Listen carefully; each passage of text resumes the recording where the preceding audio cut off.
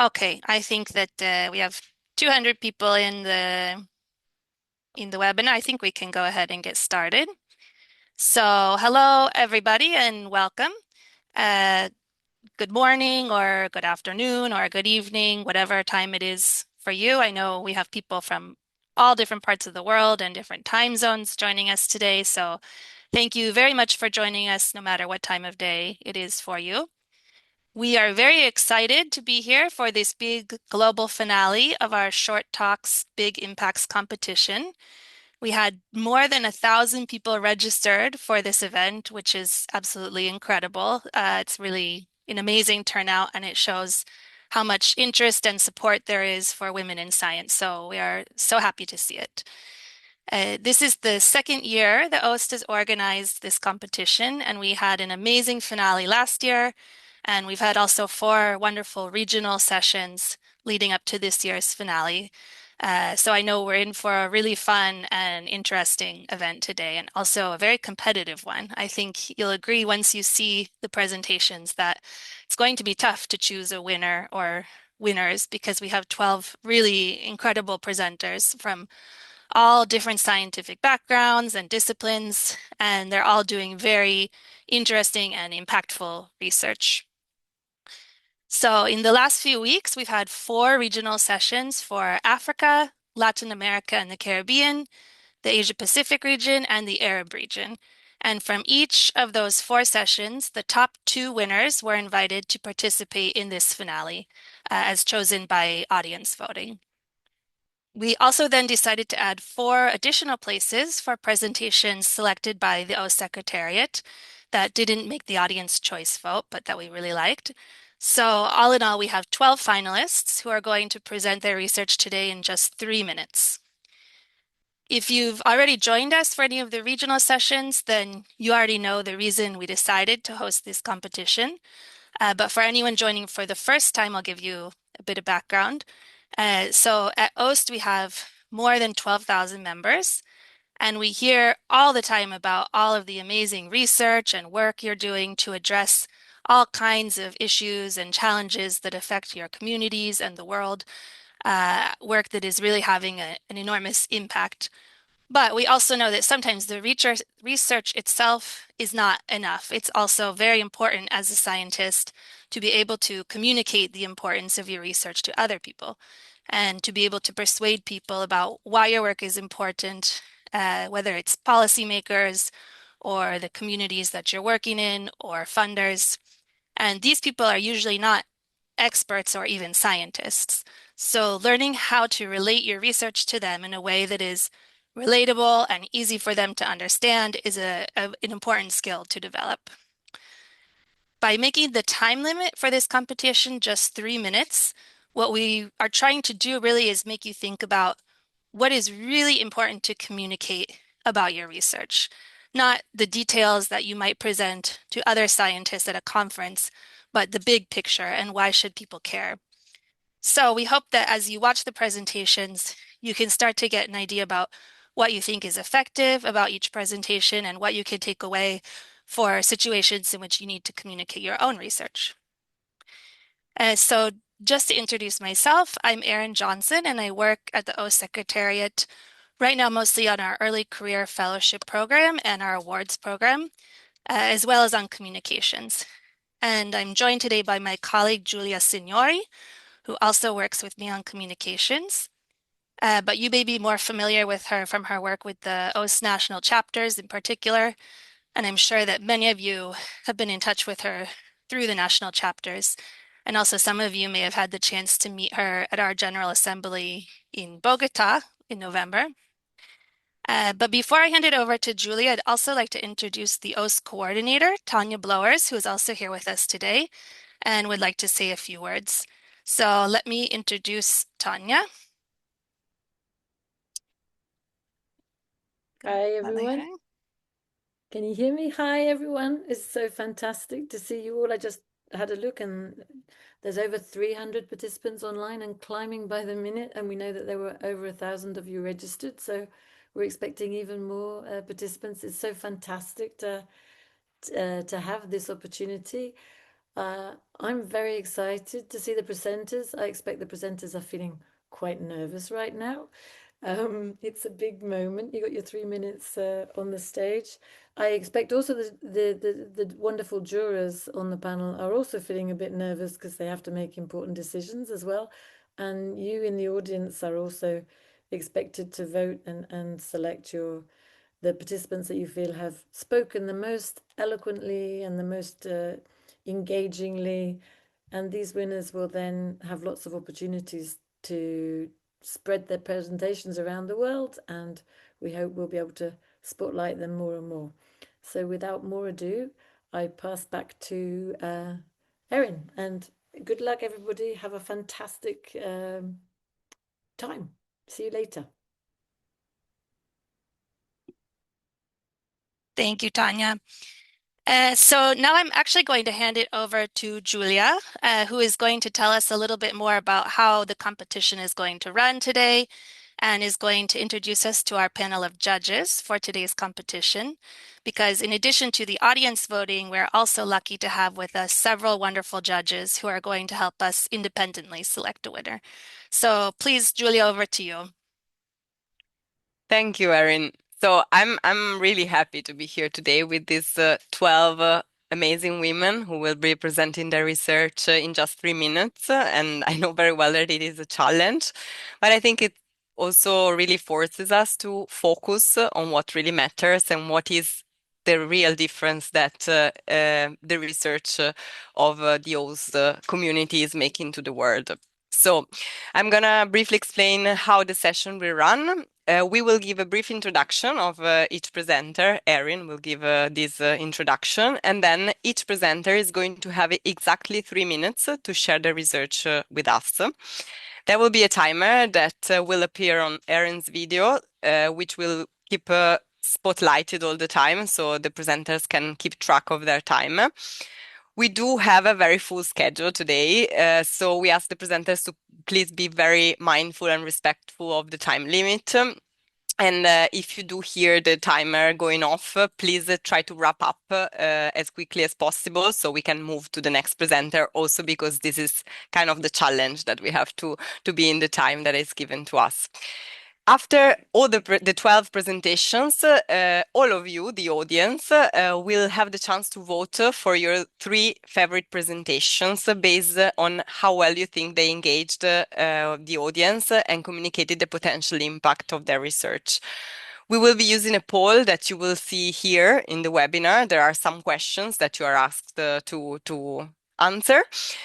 So you will see it here when the time comes. We have heard from some people that if you're logged in from your phone and you're using a mobile browser and not the Zoom app, there is a chance that maybe you're not able to see the poll. So if you want to be sure to be able to vote, we recommend that maybe you log in back from your computer. So if you're able to, of course, or make sure that you're using the Zoom app on your phone. So you will only vote at the end. So we strongly suggest you to take notes of the presentations that you liked most. But we will also show a slide before the voting so you can remember everyone's names and faces. As Erin mentioned, in addition to the audience voting, we are really honored to have here with us today a panel of excellent judges. Their role will be to select one of the winners who will be the jury's choice. She, in addition to the top 2 picks from the audience, so total 3, will win the competition. Our jury this year includes a representative from the OWSD institutional partners in UNESCO, TWAS, and the CIS-FVG network, which is the scientific and innovation system of Friuli Venezia Giulia, which is the Italian region that is hosting OWSD. And this jury really wants to reflect the strong collaboration between OWSD and the Trieste Science System, that is the house of the OWSD Secretariat. Before going into presenting the judges, I am really happy and honored to give the word to Michela Giarle, who is representing the region Friuli Venezia Giulia.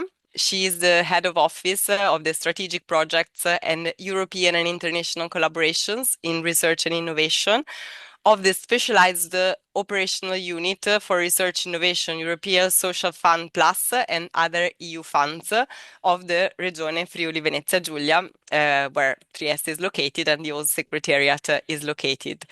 Thank you, Michela.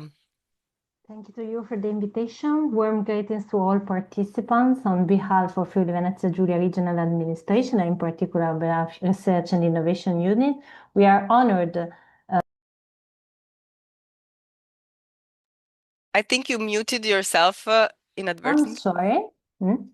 Our public administration actively support the regional research and innovation ecosystem and promoting the international dimension. If you look at the world map, our region may appear as just a small dot in the northeast of Italy, and perhaps it is exactly for this reason that we wish to bring our support to this initiative, because platforms like this supporting women scientists and highlighting the impact of their research remind us that research knows no boundaries, whatever of place, gender, or field of study. So, sincerely, good luck to all the participants. Thank you again, Rose, for the invitation, and I hope it will be an inspiring tool for all of us.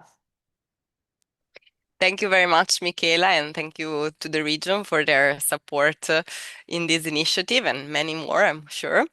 Now it is my pleasure to introduce the members of this year's jury, representing OWSD partnership across UNESCO, TWAS, and the Trieste Science ecosystem. So joining us from the University of Udine is Laura Zanin, Associate Professor of Plant Biochemistry and Nutrition. Welcome. Her research focuses on nutrient acquisitions in plants and sustainable fertilization strategies. She also serves at the university's Delegate for Equal Opportunities. And University of Udine is located in the region Friuli Venezia Giulia, is another city like Trieste, but 1 hour from Trieste. And we're really happy to have you here. Thank you very much for this kind presentation. Thank you. Next, representing TWAS, which is the World Academy of Sciences, where OWSD is also hosted, and so it's our sister organization and very much supporting OWSD in many senses. We welcome Giovanni Ortolani, who is the Public Information Officer. He leads the TWAS Global Communication Strategy and brings extensive experience in international science reporting. He has over 15 years experience as a multimedia journalist reporting on science, technology, and development. Welcome, Giovanni. Thank you, Julia. Thank you for having me. Look forward to the competition.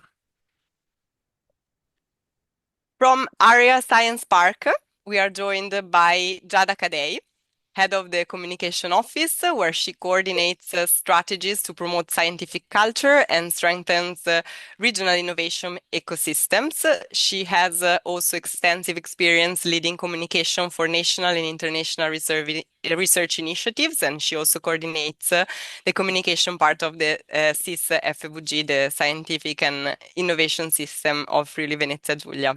Welcome. Thank you for inviting me. Thank you. We also welcome Professor Stefano Fantoni, a theoretical physicist and a real leading figure in nuclear many-body theory. He is the former director of SISSA and the past president of the Italian National Agency for the Evaluation of the University and Research Systems. He has held senior roles across the Trieste science system and in major European science initiatives, including president of the International Foundation Trieste for the Progress and Freedom of Science. And he also played a major leadership role in the Euroscience Open Forum, ESOF, here in Trieste, serving as a champion of ESOF 2020, helping guide one of Europe's largest events dedicated to science, innovation, and policy. Thank you very much for being here today with us. Thank you for the presentation, and I'm very excited to be part of the jury of this very important competition. From UNESCO headquarters, we are joined by Laura Gay, who is an associate project officer at UNESCO's Science, Technology and Innovation Policy section. She works on initiatives advancing gender equality in science, including the UNESCO Closing the Gender Gap in Science Call to Action, and the Gensis initiative, which is implemented in partnership with OWSD. Many of you I know are preparing their expression of interest in these days, and she is also, I have to say, a great supporter of OWSD, and those of you who were at the General Assembly in Bogota probably got the chance to meet her. Welcome, Laura. Thank you so much, Julia, and hi everyone. And I'm very, very excited for what's coming up. Thank you for the invite. Next, representing the Polo Tecnologico Alto Adriatico, which is based in Pordenone, another city in the region of Friuli Venezia Giulia, we welcome its CEO, Franco Scolari. He is an engineer with extensive experience in ICT and industrial innovation. He has held senior leadership roles in major companies and contributes to several bodies focused on digital transformation and Industry 4.0. Welcome and thank you for being part of the jury. Thank you for accepting me. I am also a business angel, so keep in mind that I'm looking for the best to give money and to finance. Very welcome call to action. Thank you very much. Call to action. Makes sense. I think we will have even more participants now. And finally, the jury is chaired by the very dear and beloved OWSD president, Luisa Echeverria King, who is also International Scientific Cooperation head at Universidad Simón Bolívar in Colombia. Barranquilla. Her work focuses on internationalization of higher education and strengthening opportunities for women scientists in the global south. And I'm sure that most of the audience present here today already know her, already have spoken to her, because she's also very active in the community. And we thank her very much for being here and chairing the jury. I am very pleased to be here, and I wish you luck to everybody who is participating today. Thank you very much for all our jurors really to be here today and accompanying this exciting event. We are also very happy to tell you that the winners of today's competition will be supported by OWSD to attend a scientific conference of their choice, the top 3. This is actually one of the requests that we receive more often by our membership, and at the moment we do not have a mechanism or program in place to make it happen. So we thought that it would be good to give this opportunity to the top 2 presenters voted by the audience, as well as the top presenter selected by our judges. And in addition, we have also another announcement for all finalists, something that we have not shared in any of the regional sessions. We have been announcing it and we are sharing it now at the finale. In fact, each finalist will also be invited to propose a small pilot project in science community communications. These projects really should aim to generate knowledge, visibility, or engagement opportunities for OWSD national chapter in each region. We took this decision to really reflect the strength and dynamism of OWSD community, who is always very responsive. We have seen from last year how initiatives like this can have a really a multiplier effect. In fact, last year's Jury's Choice awardee, Thianga Talagala, has been training students to develop similar presentations in her own country, Sri Lanka, and she also wrote a blog article about how to tackle this type of competition. As well as one of last year's winners, Chao Mbogo, has worked actually with this year's African finalists to strengthen their communications skills. So I think that really with this new opportunity, we hope to further support community-based communication efforts within the community that originate from the OWSD network. So it's a communication for the OWSD community, to the OWSD community, and by the OWSD community. I hope everything is clear at this point. Let's go ahead and get started with the presentations. Over to you, Erin. Okay, thank you, Julia. Thank you and welcome to all of our judges. And yes, as Julia said, we're going to now go ahead and get started with the presentations. So for the presenters, we'll put the timer up on the screen so you know how much time you have left. And we'll start it once you start speaking. So as in the regional sessions, don't worry about, trying to unmute as fast as you can, or if you have a slow connection, we'll make sure that you get your full 3 minutes. So our first presenter today is Bernadette Jani from Zimbabwe. And we have a very active national chapter in Zimbabwe, and I was lucky enough actually to attend the launch of that national chapter and meet many of you. So it's nice to see representation from Zimbabwe, and I'm sure we have many members from Zimbabwe in the audience today. Bernadette is going to speak to us about climate-informed and climate-responsive occupational risk assessment system in agriculture and mining. And these are two incredibly important sectors in Zimbabwe and in many countries in Africa. So this is research that impacts, I think, millions of people, probably just in Zimbabwe alone. So it's a big topic to start us out on today. So please, Bernadette, tell us more about this. This past December in Hwange, Zimbabwe, forecasts predicted an unprecedented 11-day heatwave, with temperatures set to rise to 44 degrees Celsius, and that's exactly what happened. This is no longer unusual, as seen by the rise in the frequency, duration, and intensity of heatwaves worldwide.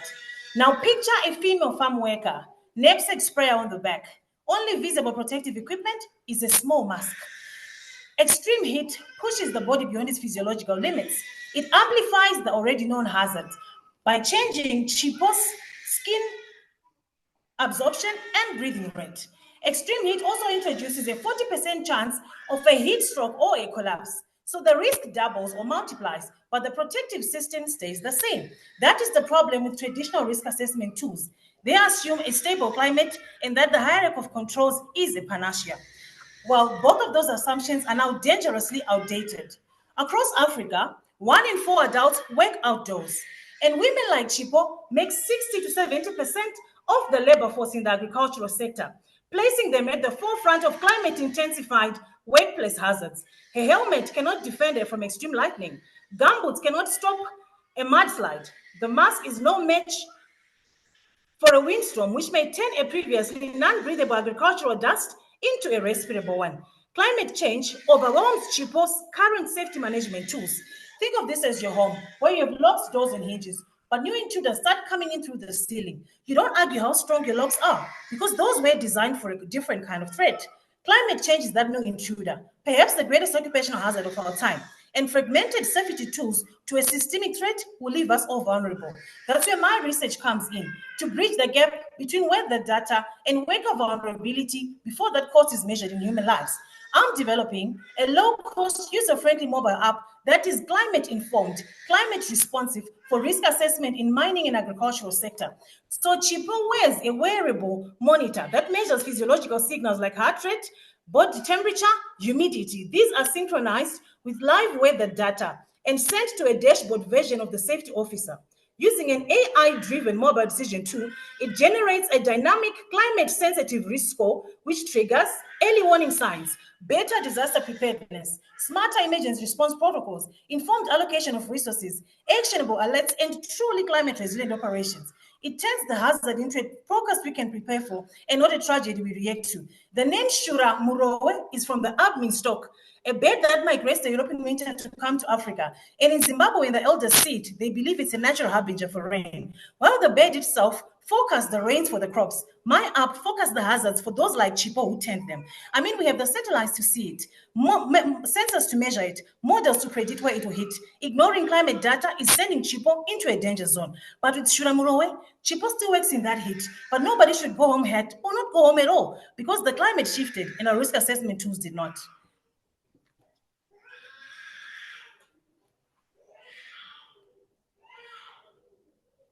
Thank you so much, Bernadette. I think that was a really good reminder about how we need to be always questioning assumptions in science. And extremely well done. I could see that you rehearsed the timing down to the second. That was very impressive. So next I would like to invite Chandra Malar Kanthavelu from Malaysia. And Malaysia is another country with a very large and active OWSD national chapter, and is also one of the countries hosting the largest number of OWSD PhD fellows. So it's great to see you here from Malaysia, Chandra, and we hope we have many other members in the audience from Malaysia as well. Chandra is going to talk to us about empowering young women through theory-driven digital menstrual health education, evidence from a cluster randomized trial. And we've heard more and more about how digital education tools can be useful in terms of equalizing access and making learning more personalized. But I've never thought about it really in terms of how it could be useful for addressing topics that might be sensitive or personal to young girls especially. So please, Chandra, tell us about this. Thank you, Madam Chairperson. Hello, everyone. Every month, nearly 2 billion people around the world menstruate. Yet, managing menstruation safely and confidently remains a challenge. For generations, menstruation has been surrounded by silence. Pads are hidden in brown paper bags, code words are used, girls are told to be quiet, told just to endure it. But menstruation is not the problem. The real problem is the silence that surrounds it. And when that silence is passed down from one generation to another, it becomes behavior.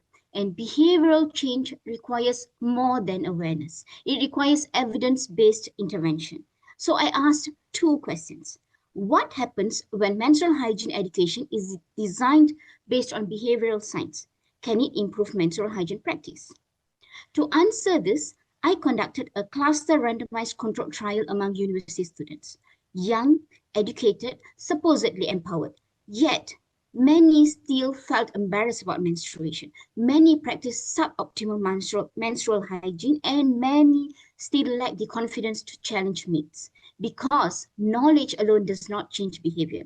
So, I designed a digital health education intervention grounded in the information motivational behavioral skills model, a well-established framework for behavioral change. I named it Hydecation. Hide means menstruation in our local language. 10 days, 10 short animated videos delivered online. No workshops, no product distribution, no expensive infrastructure, easily scalable. Simple delivery. But it was grounded in a structured behavioral change model. And the results were clear.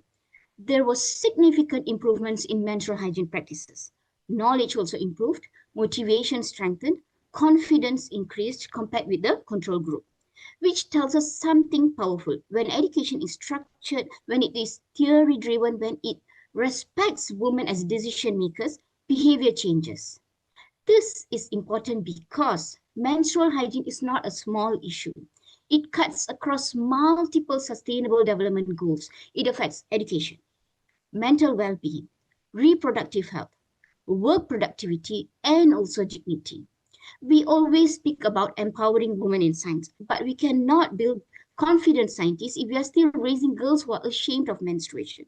Because when a woman understands her body, she does not just change her menstrual hygiene practices, but she realizes her power, she shapes her future, she transforms generation, she transforms societies, and that is impact. That is a real empowerment. Thank you.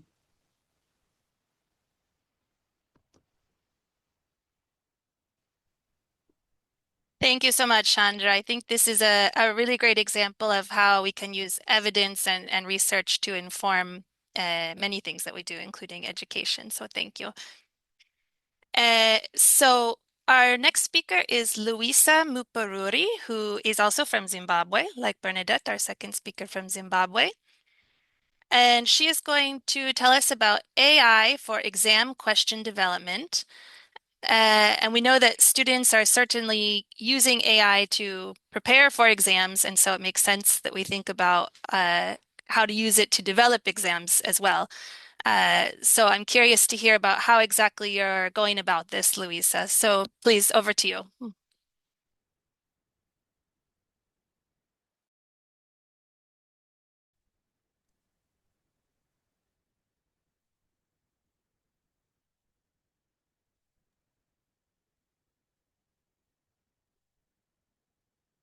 One exam question can change a life. It can open a university door or it can close it. That is why assessment must be trusted. AI is entering education fast. With AI, what some call glitches are often AI hallucinations. That is output from AI that is wrong, but with confidence. In public examination assessment, a wrong is not just a mere error, it's a case of injustice. So here is a question I want you to hold with me. Who watches the algorithm? Imagine Temba. Temba is a national examiner and a teacher at the same time. Throughout the year, he's overwhelmed with work to do with teaching and learning of students and meeting deadlines. And above all, he has a role also at the national examination body to do examination questions. Now, across Africa, this process is very, very complex and costs money. In my context, for 5 days, and these generate 260 items which are in draft stage and still need to go through a review process. This is not just for one exam, one subject. We do more than 100 subjects. With that said, the costs are huge. So now imagine if we were to introduce AI and get trust out of it. How do we get AI efficiency without losing trust? My research focuses on developing an AI item generator aligned to syllabi and curriculum. And the algorithm that we have in my process is this. Step 1, we've got responsible AI. And step 2, we've got human oversight, where Temba and other examiners review the examination questions and pass them, and this process is audit-tracked. Now, picture this. We generated 260 items in just 12 minutes, where we have reduced a 5-day process to just a few minutes. What impact is this now? For examiners like Temba, we have more time in the classroom. And for the government, $500,000 in my contest is saved. These funds can be redirected to other national priorities like teacher development and infrastructure. So I'll end with where I started. Who watches the algorithm? Who watches the algorithm? In my context, the answer is Temba. Temba supported by governance, governance checks, and quality and accountability. From 5 days, we have 160 times faster process.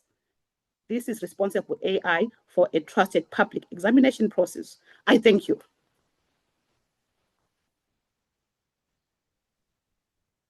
Thank you very much, Luisa. I think that was a really good reminder about how quickly AI is changing our world and presenting new ethical questions, but also new opportunities. So now I would like to invite Xiomara Lopez Legarda from Colombia. And Colombia was just host to our OWSD General Assembly in November, and so we got to meet many of you from Colombia in person, and that was a really wonderful event. And Xiomara is going to talk to us about From Fungi to Function, Biotechnological Polysaccharides for Human Health.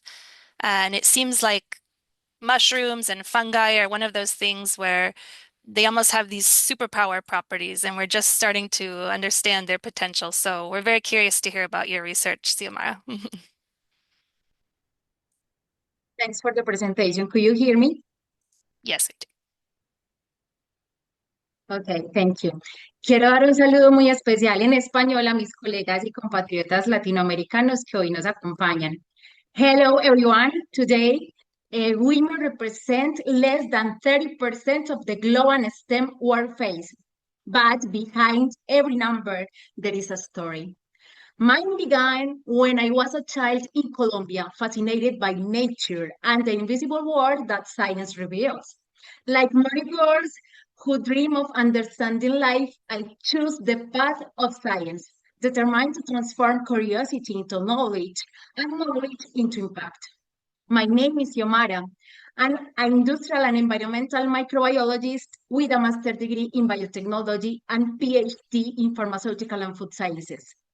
For the past 15 years, my research has explored the extraordinary potential of fungi, particularly edible and medicinal mushrooms.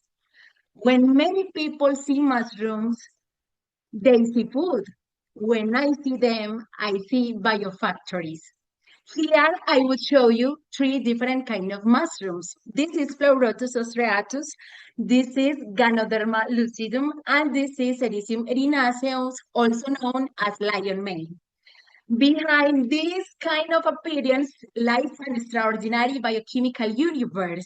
These organisms produce powerful bioactive compounds, especially beta-glucans polysaccharides, which have shown anti-cancer, immunomodulatory, and immunostimulatory properties in numerous scientific studies. I produce this kind of type of products that you could choose in different kind of products in the market. These molecules are natural biopolymers capable of interacting with our immune system, helping regulate it and strengthen it. What makes this even more powerful is that these compounds can reach people not only through extracts or nutraceuticals, but also through functional foods, every meals that nourish while supporting human health. As a scientist, I have dedicated my career to studying these fungal biopolymers, understanding their structure, exploring their biological activity, and translating this knowledge into practical biotechnological applications. Through the Biopolymer Research Group at the University of Antioquia in Colombia, Mycology Association, I work to bridge the gap between laboratory science and society. My work is not only about fungi and health, it's also about visibility and women in science. Thank you.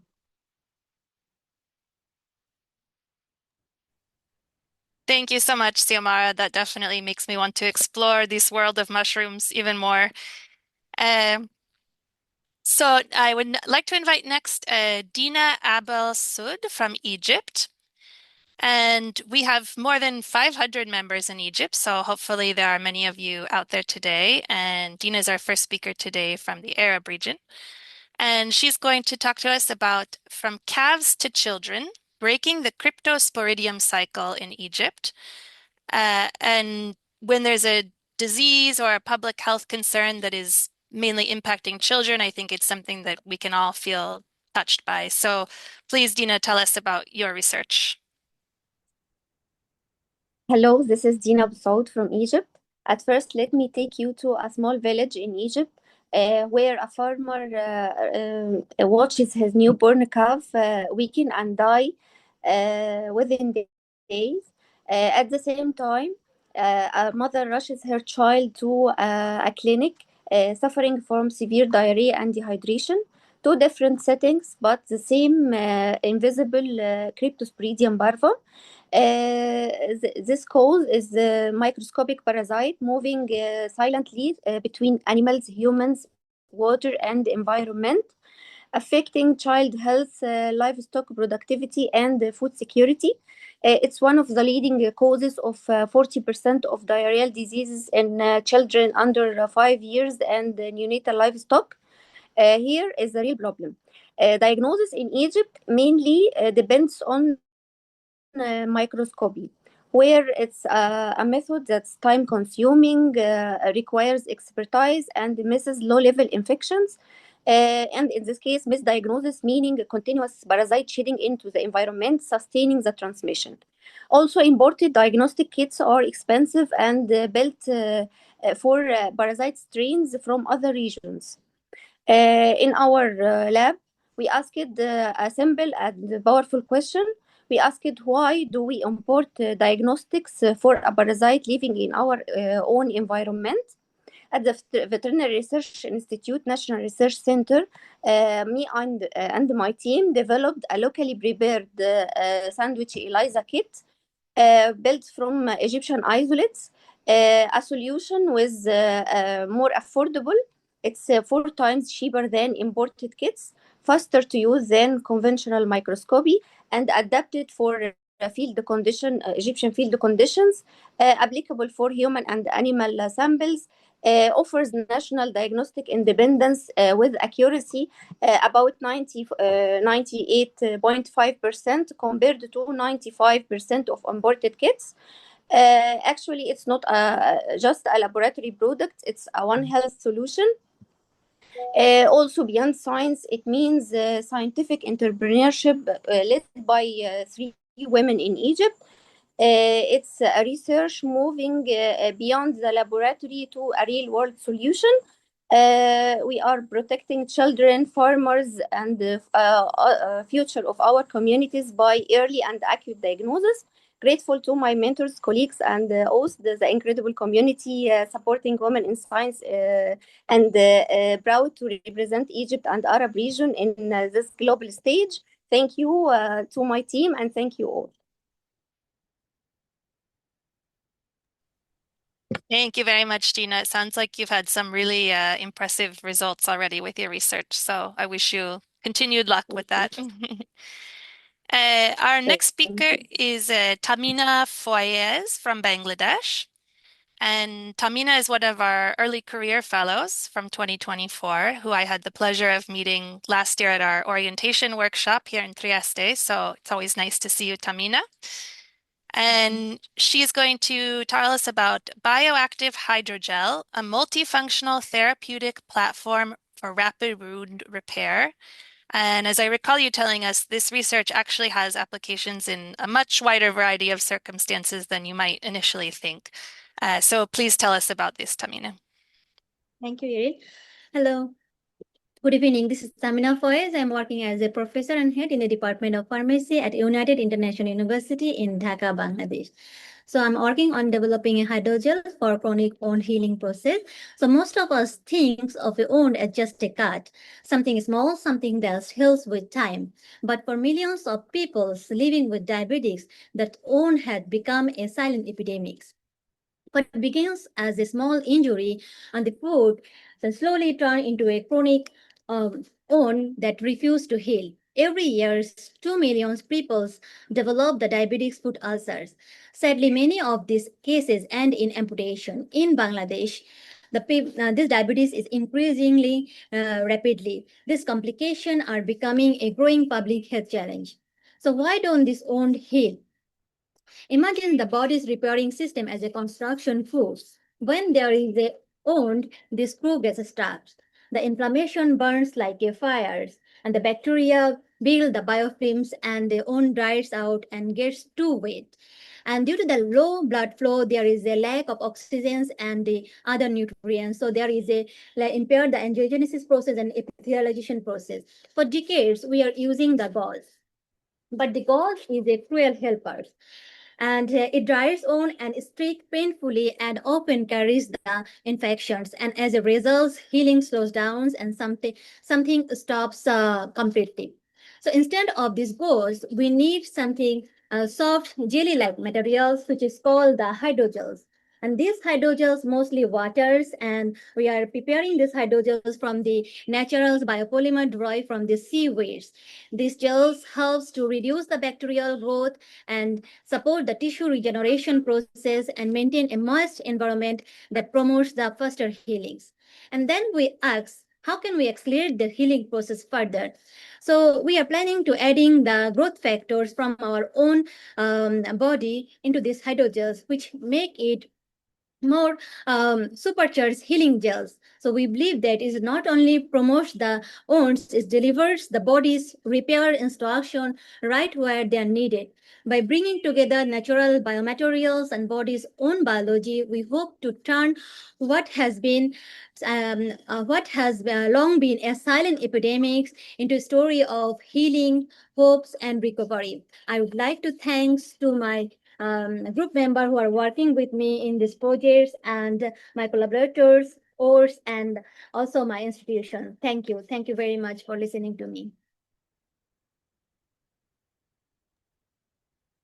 Thank you very much, Tamina. I think it's really impressive how you can manage to have these results with natural materials. So thank you very much.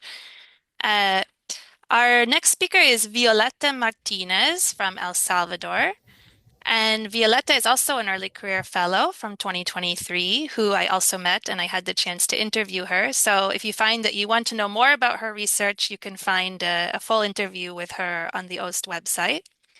and she's going to tell us about the occurrence of emerging contaminants in Salvadoran surface and tap water sources.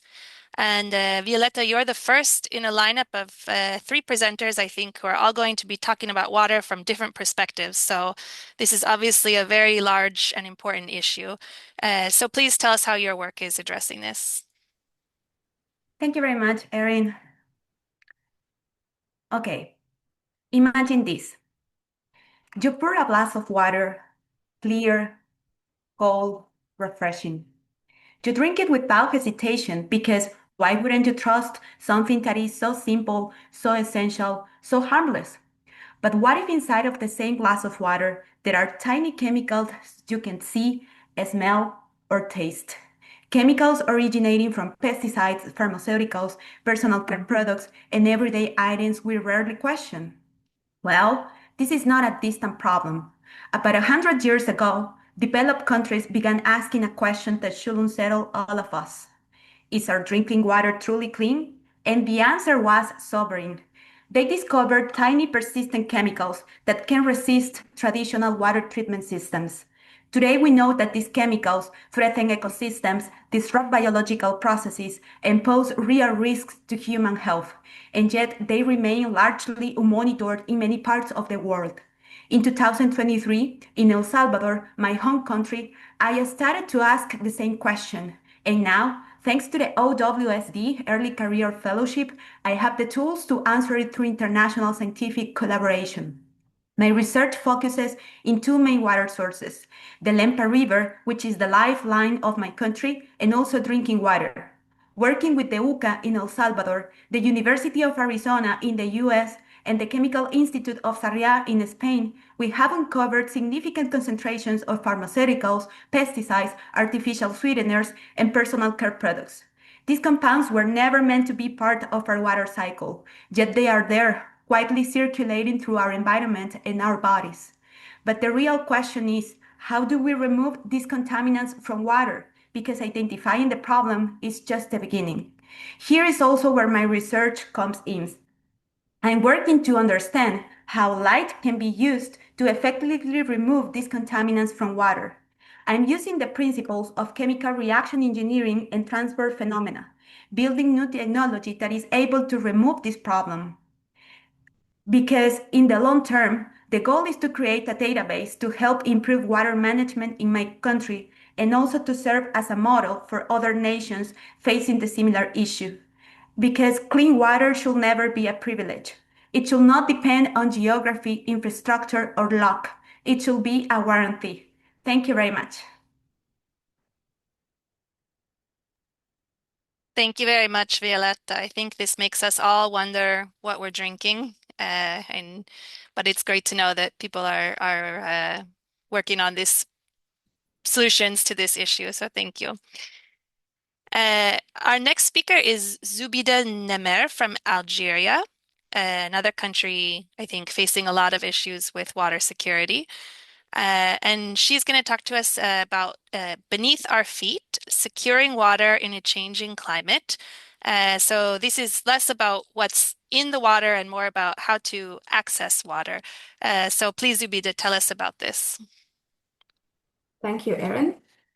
So if this glass of water represented all of the fresh water that exists on Earth, how much of it do you think we can see on the surface? Reality, only a tiny bit of it is visible. Most of this fresh water is underground, and we call it groundwater.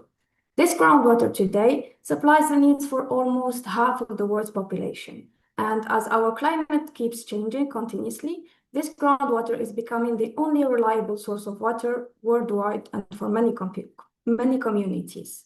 But this groundwater poses a challenge. We cannot see it, so it's difficult to understand it. In fact, there are many misconceptions about groundwater. The most important one being that groundwater exists as an underground lake. In reality, groundwater is stored inside tiny pores of rocks like these and sediments, just like this. And understanding this system is important if we want to manage this resource sustainably. And this is where geophysics comes in. So geophysics helps us explore the subsurface without having to drill everywhere. Instead, what we use is physical signals like electrical current or a seismic waves, and we study how these signals behave and how they travel through the Earth. The fact is, all these Earth materials have different behavior toward these different signals. And when we measure these different properties on the surface, we can have a subsurface image, and we can detect all these structures that transmit water and that stores water. From this image, what we can do is estimate the depth of the groundwater, we can estimate the quantities, we can estimate the content and the quality, and all these information are then used as an input to develop and to design important water management strategies all around the world for specific purposes, for specific places. And using this, we can help sustainably ensure the durability of this resource. And this is important. Why? Because groundwater is not just water. It is at the core of our lives. We use it everywhere, even if we don't notice it. It is in our agriculture, in our industry, in many communities. This groundwater is becoming the only line of defense against extreme water shortage. But if we keep on using it and extracting it faster than nature replenishes it, we can risk to destroy this system irreversibly. My role as a scientist is to make the invisible visible, but protecting what we discover is our responsibility to all. So the next time you drink your water, think about this, think about protecting this resource, and thank you for your attention. Thank you very much, Zubida. And I really liked how you corrected this misconception that many of us might have about what groundwater is, because it's true, it's a term we hear a lot, but if you're not really very familiar with this field of research, a lot of us really don't know what it is. So thank you very much. Our next speaker is Paula Alvizuri Tintea from Bolivia, another early career fellow from 2023. So it's nice to see you, Paula.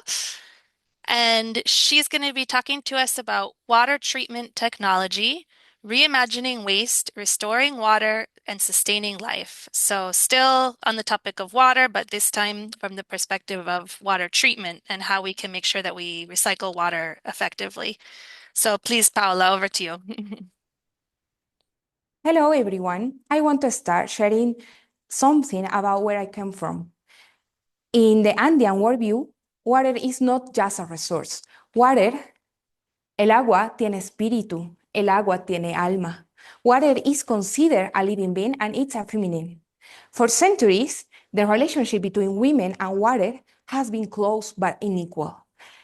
In many parts of the world, women are the responsibles for collecting water and their families depend on it. However, they rarely has the tools to become water truly safe. I think it's time to change that relationship and science can be the bridge. Last January, the United Nations warned about water bankruptcy. The contamination, the overuse, and also the climate pressure are pushing water systems to their limits. So there is a fact, it's now or never. We need affordable and innovative solutions for protect water. My research is focuses on water on membranes for ultrafiltration. But what is a membrane? A membrane is a physical barrier that allows pass water but stops contaminants in the process, even the smallest ones like heavy metals. These membranes are very, very effective, but also often expensive. Anyway, they are not affordable for vulnerable communities. Our challenge is transform this polymer residual into ultrafiltration membranes. Membranes are fabricated using the phase inversion method, and we are proving what the membranes are. We are using two low-cost tests, the permeate test to estimate the quantity of water production and the cutoff test to determine the pore size of the membrane and which contaminants we can remove. In other words, I'm transforming this residual waste into sustainable technology to preserve water quality. Anyway, I would also like to redefine what a barrier is, because in the past, barriers limit women in science. But today, a membrane created by a woman can protect water and life.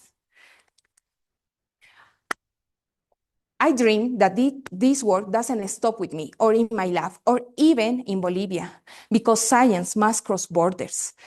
And water should be a privilege, should be a right, not a privilege. Thank you very much.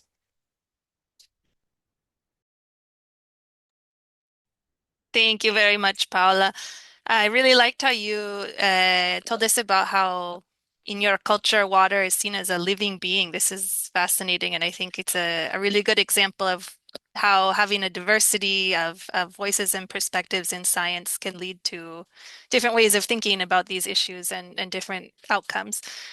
So our next speaker is Ingrid Ubida Trujillo from Nicaragua, also from Latin America. So thank you for joining us early in the morning, Ingrid. And she's going to tell us about, you're going to tell us about mitigation strategies to minimize agricultural flash drought effects. And as our climate changes, we're going to be dealing with more droughts in many parts of the world. And of course, we need to be better prepared to deal with these when they happen. So please tell us how your work addresses these. Thank you, Erin. In 2014, farmers around the world prepared their land as usual. Rain arrived on time, crops began to grow, and everything looks promising. Then, within only 3 weeks, the soil suddenly dried out during the sensitive growing period of the main staples, corn and beans. Temperature arose and entire harvest failed. Not after months, but almost from 1 week to another.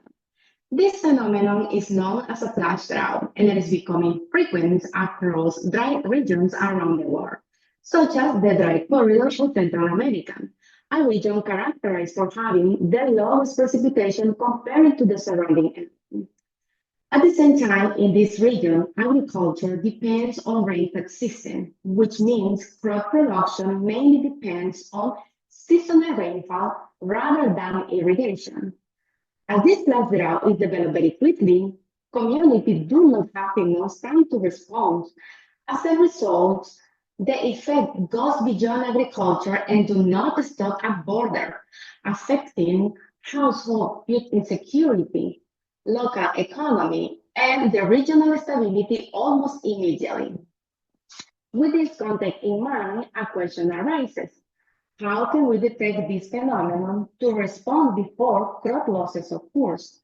My name is Ingrid Ubeda, and I am conducting a research with the Institute for Water Education and the National University of Nicaragua. My research combines satellite observation to detect flash drought development. In addition to this, by incorporating optimization methods, this approach aims to move from drought monitoring toward supporting informed decisions on when and where mitigation actions can be taken. Therefore, the main objective of my research is to create a practical framework to select optimal mitigation strategies that minimize the effect of flash droughts. This approach can help government, water manager, and farmer in taking timely action to support crop productions and strengthening the climate resilience around the world and therefore in the dry corridor of Central America. Thank you for your attention and your support. Thank you very much, Ingrid. It seems that it must be very difficult with the speed with which these droughts happen to predict and respond to them. So it's obviously very important research. Thank you. Our next speaker is Pamela Chogo from Tanzania, and we have a very large number of members in Tanzania, as I think you can see from the chat, and an active national chapter there as well. So it's great to see representation from Tanzania. And Pamela is going to tell us about enhancing aflatoxin knowledge access through the development of a natural language processing-based chatbot. So this is another example of using AI to help people access information on what might be a very specialized topic or one that is difficult to get reliable information about. So please share with us about this topic, please, Pamela. I hope you can hear me. Yes, we can. Okay. 90% of Tanzanians consume maize product every day. Unfortunately, 80% are unaware that this is life-threatening due to aflatoxin contamination.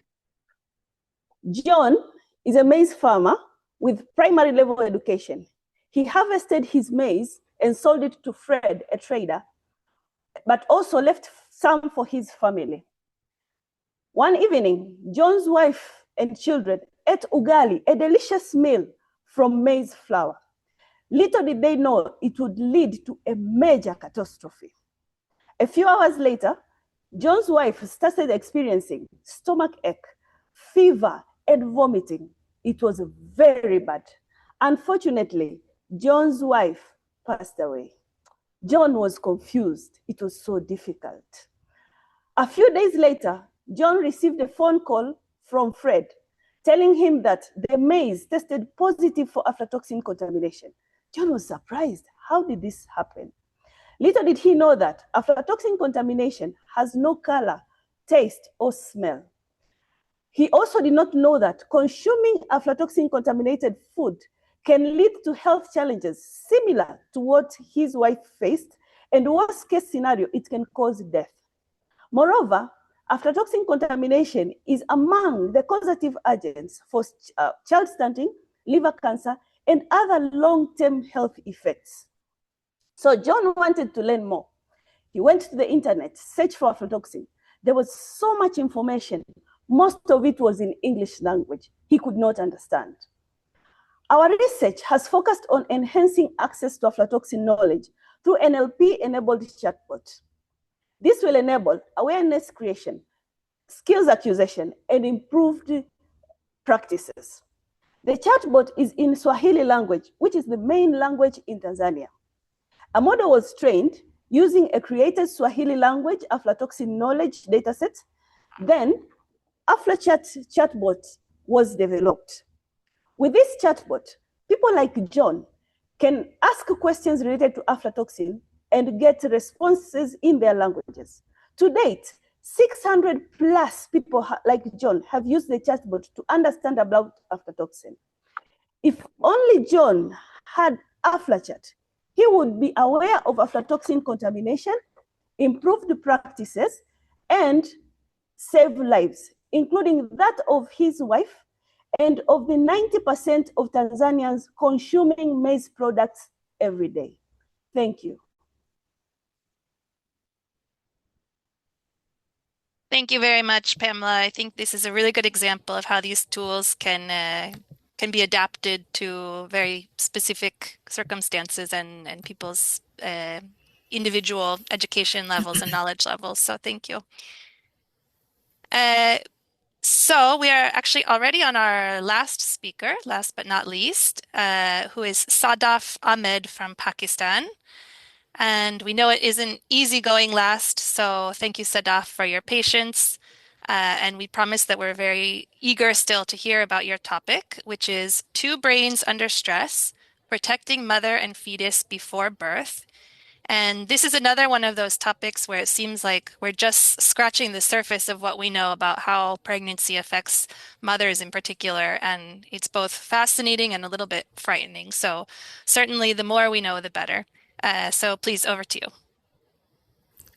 Thank you, Erin, and thank you, OWSD, for giving me this opportunity. Imagine two brains under stress. One belongs to mother and one belongs to the child she has not yet met. So every year, thousands and hundreds and thousands of women die from preventable pregnancy complications like higher blood pressure during pregnancy, which is preeclampsia, and higher sugar levels, which is gestational diabetes. And in medicine, we always look at these warning signs during pregnancy. But my question as neuroscientist was always very different, that what happened before these numbers change. Basically, it is one of the powerful factor, which is chronic stress. And chronic stress is not only when mother is exposed to chronic stress during pregnancy. It is just not psychological, it becomes biological. It actually alters the inflammatory pathways, it damages the cells, the blood vessels, and also it disrupts the metabolic regulation, which not only leads to the preterm birth, which not only leads to the poor physical and mental health and brain health of the mother, but also the child to be born. So in our research, we identified these connections as multiple levels. Number one, we not only measure the stress levels and biomarkers in terms of cellular stress, in terms of biological stress, like inflammatory markers, like oxidative stress markers in preeclamptic and gestational diabetic women, but also we examine the gene regulation, that how gestational diabetes and this preeclampsia are actually responsible to alter the gene of the hormones like oxytocin, which is responsible for mother and child bond and also for great mental health, and melatonin, which is a hormone which is responsible for sleep, reduced anxiety, neuroprotection. So when these systems are disrupted, the maternal brain is more vulnerable towards its own brain health and also to the fetal brain health. And in third layer, we looked up to fetal biometry before birth and after the child is born. We look for the behavioral responses, we look for the head circumference and the neurodevelopment. And as prenatal stress exposure, we found the link that altered stress reactivity, increased risk of anxiety, metabolic dysfunction, cognitive decline, and neurodevelopmental challenges in both mother and child later in life as well. So this means maternal stress is not just psychological, it is biological exposure for two brains. Yet in most of the clinics, in maternal clinics all over the world, we measure blood pressure, we measure glucose, but we don't measure stress. So what I'm proud of about me and my team is that we tried to fill this gap. We not only researched and presented and published these research, but also we developed a culturally adaptive psychophysiological stress assessment framework that combines validated psychological screening with low cost interventions, and how this developed the clinics in Pakistan for free for this mother and child, because stress should not determine their future. Thank you.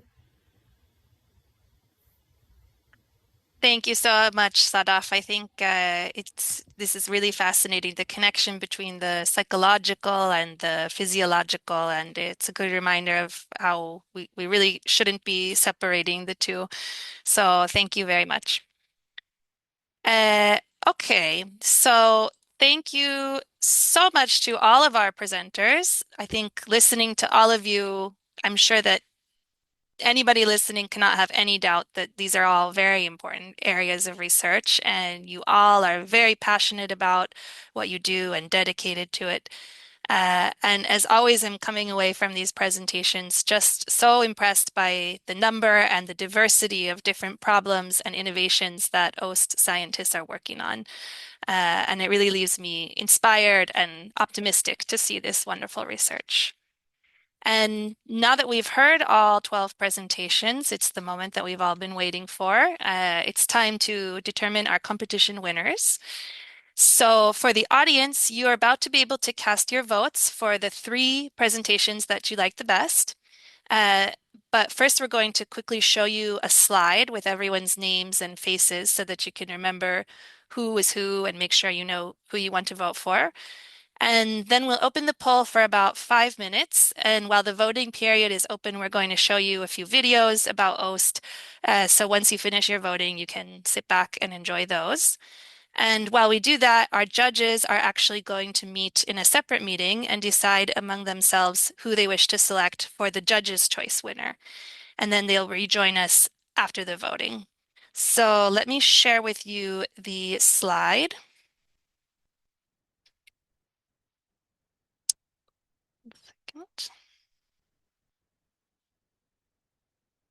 Meanwhile, the judges can submit their ranking if they want, and I'm sending you privately the link to the separate meeting.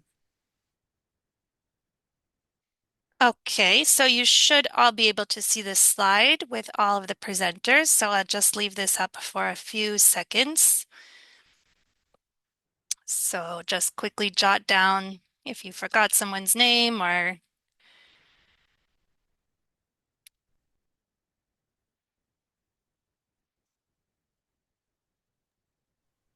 I do not know where to put vote.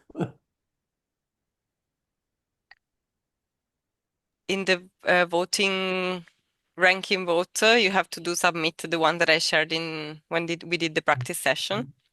I don't see.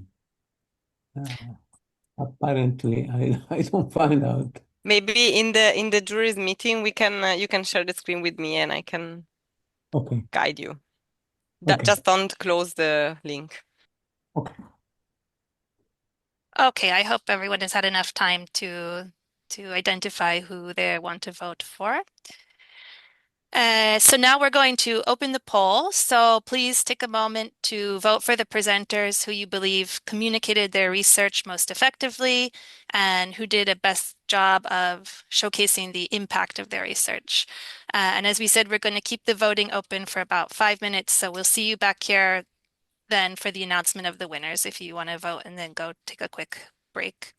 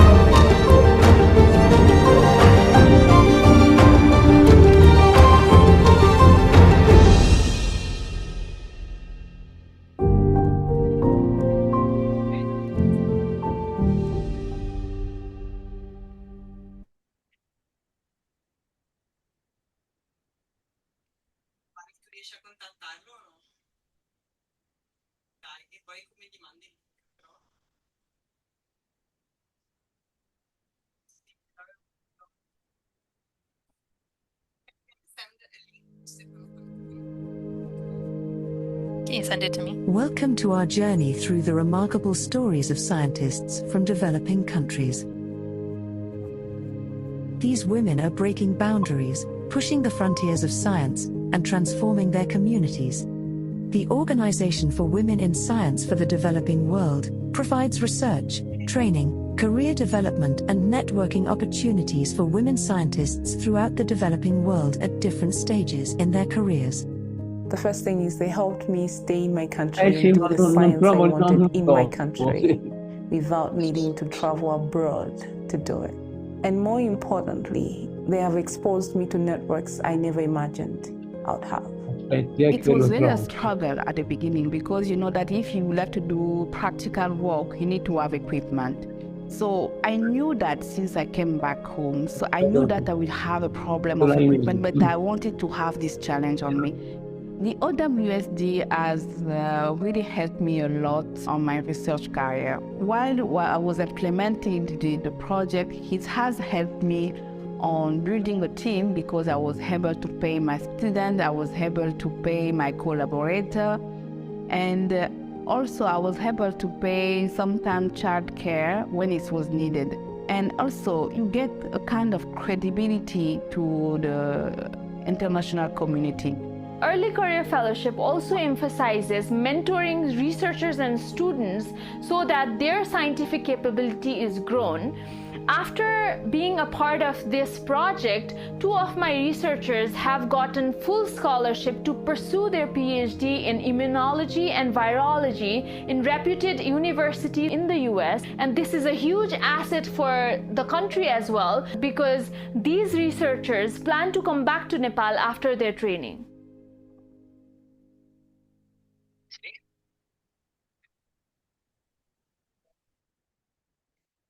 Professore, eccoci. Il link è andato, dovrebbe arrivare la sua casella. Ok, Qualsiasi cosa mi può richiamare. sì, A presto. eccola qua.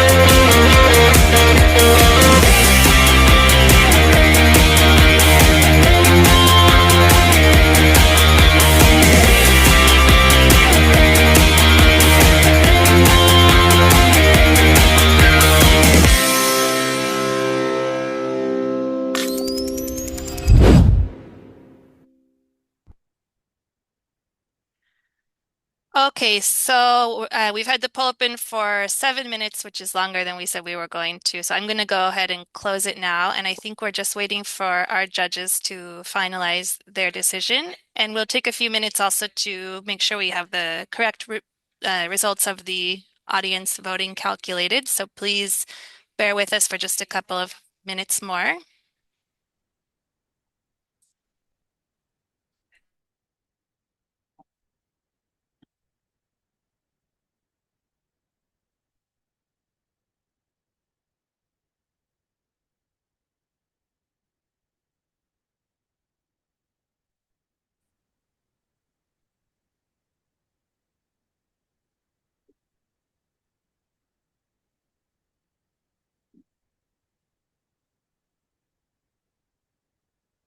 Ho telefonato Diego che ha urgente bisogno di sentirci. Sto facendo il voto internazionale. Ha detto che c'è un problema molto molto grave. Adesso devo finire questa Ha votazione. detto che lui c'è fino alle 17. Ce la faccio. Ok. Io non riesco a votare.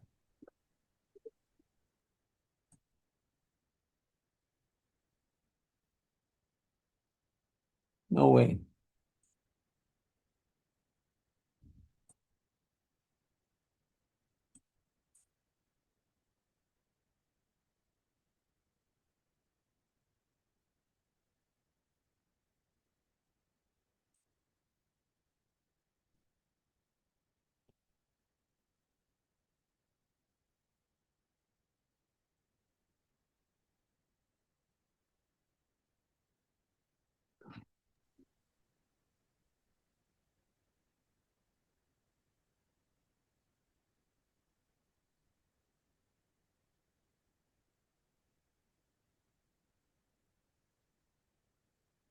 Scusate, mi sentite? Can you hear me? What's going on now? Yes, now we are going to announce Okay. the winners. So we will hear from Erin, who are the audience winners, and then we will announce also the judges winner. Thank you. Thank you.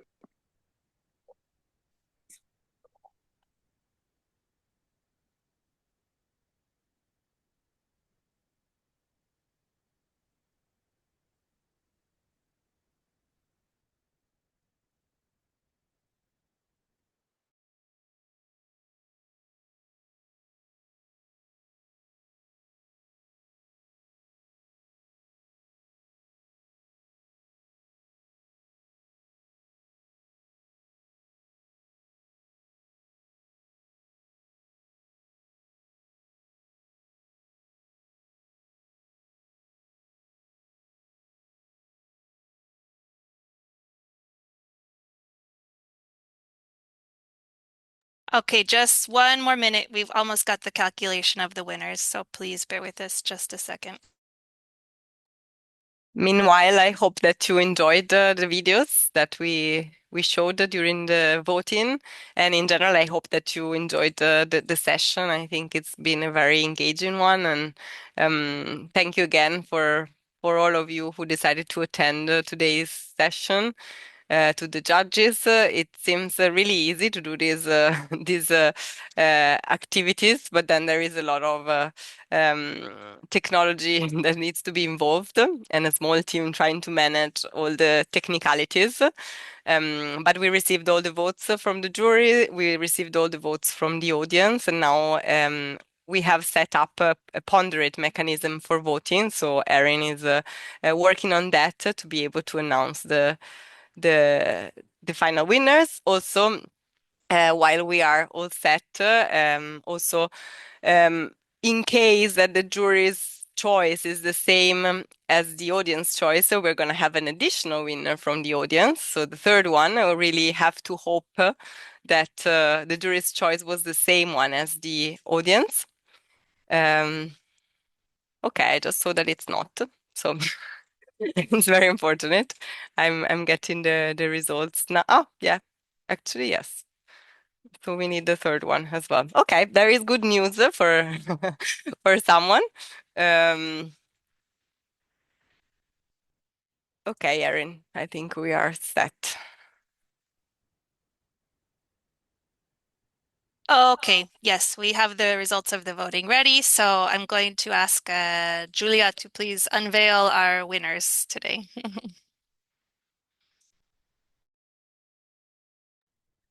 Okay, thank you again. I think really each presenter showed us how research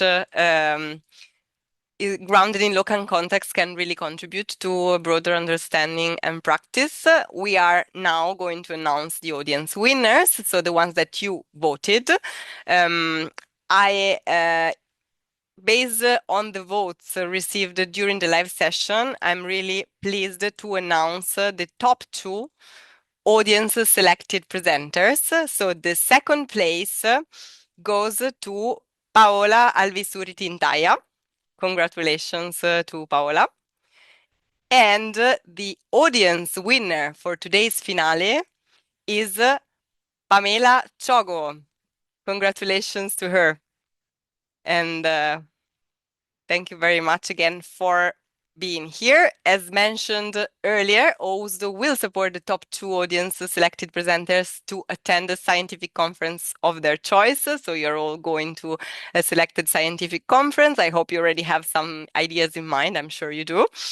And now it is my pleasure to hand over to Luisa Echeverria King, the president of OWSD, who will announce the Jury's Choice Award and the short motivation behind the jury's decision. Over to you, Luisa.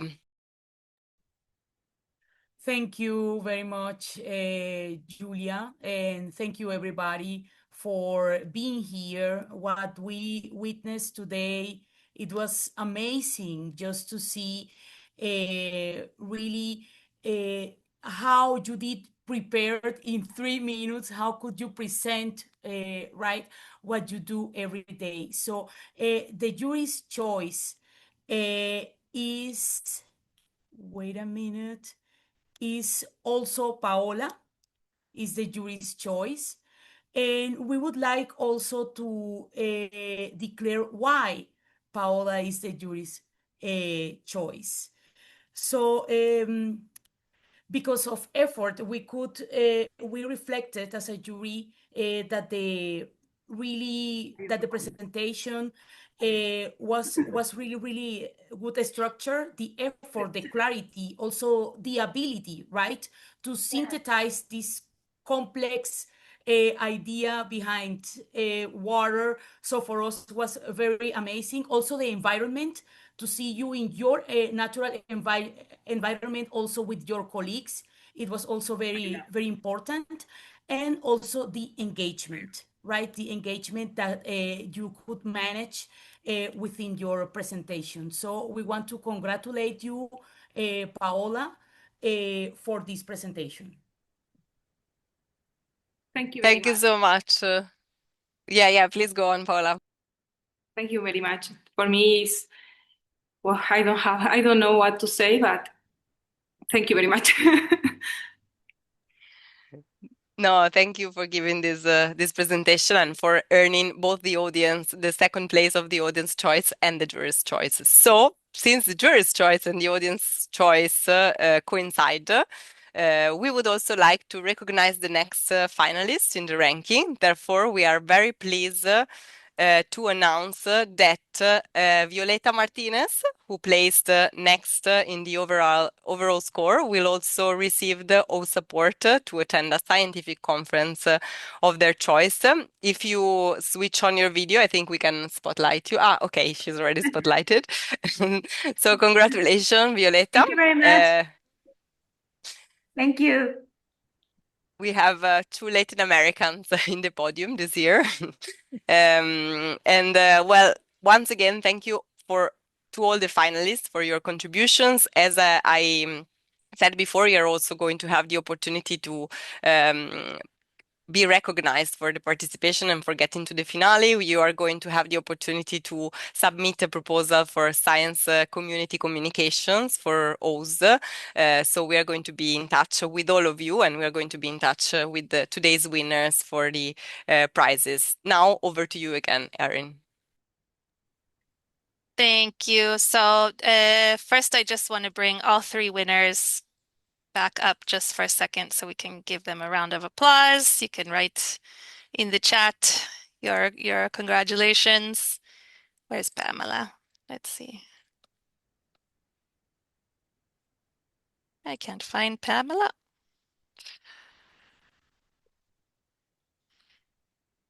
Okay. I think we lost Pamela for a second, but a big round of applause to Paola and Pamela and Violeta. There's Pamela. Really, really well done, and we look forward to being in touch with you and also with all the finalists. So thank you very much. We're very, very proud of you all.